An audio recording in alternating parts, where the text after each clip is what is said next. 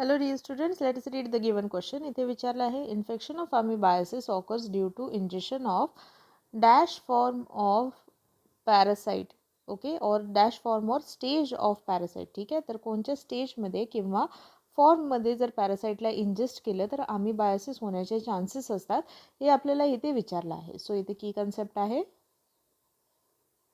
We are talking about a disease called as amoebiasis.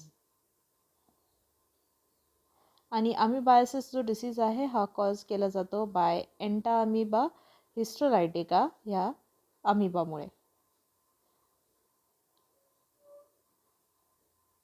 आणि एंटा amoeba हिस्टोलायटिका हा एक amoeba जो आहे हा जनरली आपण बघतो की इन्फेक्शन कॉज करतो through faeco oral route.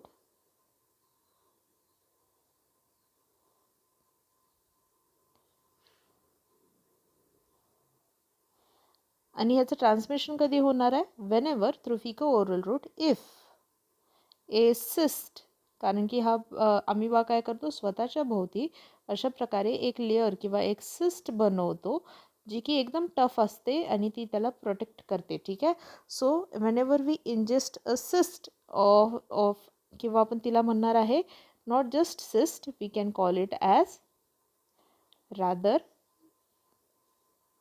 Infective cyst. Okay, if infective cyst is ingested, then the pathogen starts its cycle or life cycle in the host body. Okay, कारण की हा जनरली आपल्या इंटेस्टाईनमध्ये इन्फेक्शन कॉज करतो आणि स्टमकमधून ही cyst easily pass होऊ शकते, कारण हा जो इथे आतमध्ये अमिबा आहे त्याला या सिस्टमुळे एक खूप टफ प्रोटेक्शन मिळत आहे, ज्याच्यामुळे आपले गॅस्ट्रिक ज्युसेसचं ह्याच्यावर काहीही ॲक्शन होत नाही आणि हा सेफली तिथून निघून जातो. सो हेन्स याचं करेक्ट आन्सर असणार आहे ऑप्शन 1 दिला आहे, that is trophozoite. This is not correct.